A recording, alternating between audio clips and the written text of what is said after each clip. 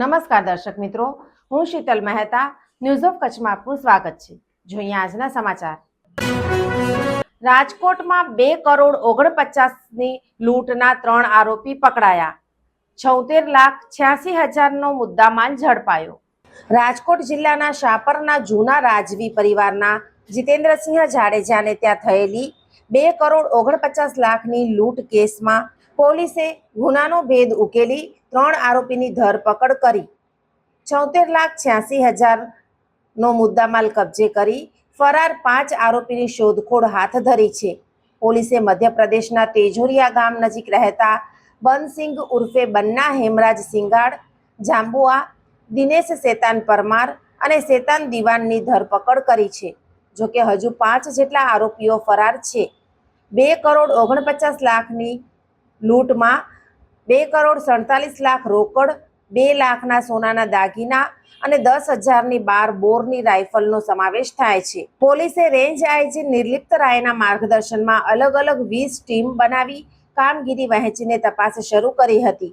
આ દરમિયાન પોલીસને ડ્રોન કેમેરાથી કરેલી તપાસ, સીસીટીવી ફૂટેજ અને મોબાઈલ ટાવર ડમ્પ લોકેશન સહિત ટેકનિકલ પુરાવાથી આરોપીને પકડવામાં સફળતા મળી છે। ગઈ 19 અને 20 તારીખે જે રાજકોટ ગ્રામ્ય પોલીસના શાપર વેરાવલ પોલીસ સ્ટેશન છે એમાં જે છે એ પોલીસ સ્ટેશન વિસ્તારમાં એક ખૂબ જ મોટો ધાડનો બનાવ બનેલો હતો। એ ધાડનો બનાવ એવી રીતનું હતો કે ત્યાંના જે જૂના રાજવી પરિવાર છે એમાં જે જીતેન્દ્રસિંહ જાડેજા જે ભોગ બનનાર છે એ પોતાના મકાનમાં એકલા સૂતા હતા અને રાતે જે છે એના કહેવા મુજબ 6 થી 8 લોકો ત્યાં આવ્યા અને આવીને જે છે એણે બાય ફોર્સ સાઈડમાં બેસાડી અને નાની મોટી ઈજા કરીને ત્યાંથી એમના પૈસા અને દાગીના અને સાથે જે છે એનો લાઇસન્સ વેપન જે રાઇફલ હતી એ લઈને જતા રહ્યા હતા। હવે જે બનાવ છે એ ખૂબ જ સિરિયસ બનાવ છે અને બનાવ જે છે એ તાત્કાલિક જે છે એ રાતનું બનાવ હતો। પોલીસે જે છે ઇમિડિયેટલી શાપર વેરાવલ પોલીસે રિસ્પોન્ડ કર્યું હતું। ત્યાં જઈને જે છે જે રીતે કોઈ પણ સીન ઓફ ક્રાઇમ છે એને સિક્યોર કરવામાં આવે છે તો એ સીન ઓફ ક્રાઇમ જે છે પ્રોપર સિક્યોર કરવામાં આવેલ હતો। ત્યારબાદ જે સીન ઓફ ક્રાઇમની વિઝિટ જે છે એ એસપી રાજકોટ ગ્રામ્ય શ્રી વિજયસિંહ ગુર્જરે કરી હતી અને ત્યાં જે છે એમની અધ્યક્ષતામાં એફએસએલને બોલાવેલું હતું અને સાથે સાથે ફિંગરપ્રિન્ટ એક્સપર્ટ અને જે ડોગ સ્ક્વોડ છે આ ડોગને બોલાવવામાં આવેલ હતું। હવે ડોગ અને એફએસએલ અને જે ફિંગરપ્રિન્ટ એક્સપર્ટના આધારે સ્થળ ઉપરથી જે જરૂરી એવિડન્સ કલેક્ટ અને ગેધર કરવામાં આવેલ હતો।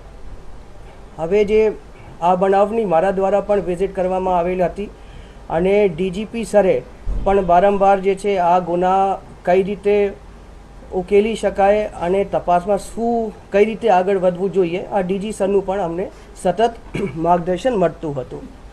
ત્યારબાદ અલગ અલગ જે છે એસપી સાહેબ દ્વારા 20 ટીમો બનાવવામાં આવેલ હતી। આ ટીમોને જે છે અલગ અલગ ટાસ્ક જે છે સોંપવામાં આવેલ હતું। એક અમુક ટીમ જે છે આ લોકો જે આરોપી જે રસ્તાથી ગયા હતા એ રસ્તામાં જે છે તમામ જે સીસીટીવી કેમેરા છે એ ચકાસણી કરતા હતા। અમુક ટીમોના જે પોલીસવાળા છે એ લોકો જ્યારે આરોપી જે રસ્તાથી સ્થળ ઉપર બનાવના સ્થળ ઉપર આવ્યા હતા એ તમામ સીસીટીવીની ચકાસણી કરતા હતા। અમુક લોકો જે છે સ્થળ ઉપરના ટાવર ડમ્પ, આઈપીડીઆર ડમ્પ આ ટેકનિકલ ડિટેલ્સનું એનાલિસિસ કરતા હતા અને અમુક લોકો જે છે જે અગાઉ જે લોકોએ આવી પ્રકારના એમોથી ગુનો આચરેલો છે એ જે જૂની વિગતો કાઢીને એ આરોપી હાલ બેલ ઉપર છે, આરોપીની લોકેશન ક્યાં છે, આરોપી જે છે કઈ ટાવર ડેટામાં આરોપીનું હાલનું નંબર મેચ થાય છે એ બધી જે છે ચકાસણીઓ કરતા હતા।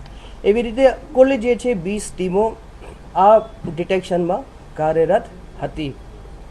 પછી આ જે છે રાજકોટ ગ્રામ્ય પોલીસ માટે ખૂબ જ મોટો પડકાર હતો કેમ કે ઇનિશિયલી જે છે જે સીસીટીવી ફૂટેજ અમને મળેલા હતા એ ખૂબ જ બ્લર હતા અને જે છે આરોપીઓ જે છે જે સ્થળ ઉપર આવ્યા હતા એ બોલેરોમાં બેસીને આવ્યા હતા।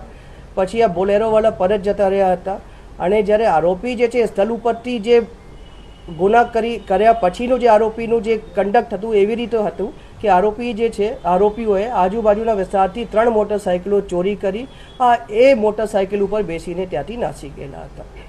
એ લેટર મોટરસાઇકલ જે છે આ રાજકોટ એરપોર્ટ વિસ્તારના આજુબાજુના વિસ્તારોથી રાજકોટ પોલીસે ડ્રોનથી ગોતી નાખ્યું અને એ જગ્યાના ટાવરે પછી લેવામાં આવેલા હતા. દર્શક મિત્રો, આજે તારીખ 30 જૂન 2026 આ હતા આજના સમાચાર. આવતીકાલે ફરી મળીશું. ત્યાં સુધી મને રજા આપશો. નમસ્કાર.